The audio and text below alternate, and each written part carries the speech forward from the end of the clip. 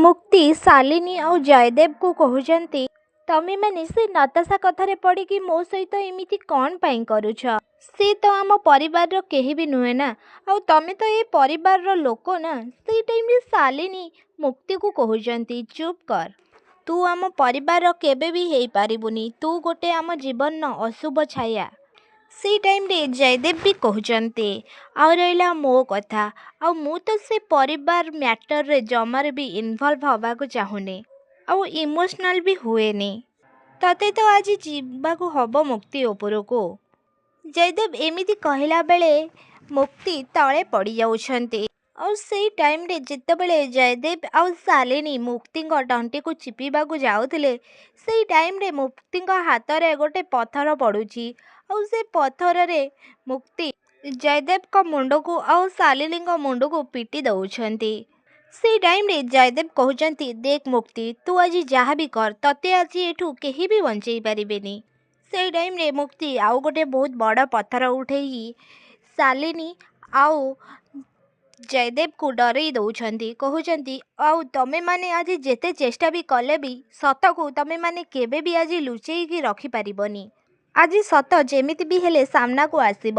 ସେଇ ଟାଇମ୍ରେ ଯେତେବେଳେ ମୁକ୍ତି ସେ ପଥରକୁ ଉଠେଇକି ଜୟଦେବ ଆଉ ଶାଲିନୀଙ୍କ ମୁଣ୍ଡରେ ଫୋପାଡ଼ିବାକୁ ଯାଉଥିଲେ, ସେଇ ଟାଇମ୍ରେ ସେ ଦୁଇ ଜଣ ବହୁତ ଡରି ଯାଉଛନ୍ତି।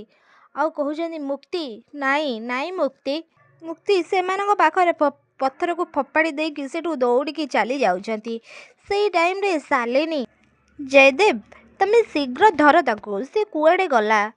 ବିଜୁଳି ବେଗରେ ସେ କୁଆଡ଼େ ଉଭାନ ହେଇଗଲା। ସେଇ ଟାଇମ୍ରେ ଜୟଦେବ ଶାଲିନୀକୁ କହୁଛନ୍ତି, ନାଇଁ ସେ ନିଶ୍ଚିତ ଭାବରେ ଏତେ ଶୀଘ୍ର ସେ ଦୌଡ଼ିକି କୁଆଡ଼େ ବି ଯାଇପାରିବନି।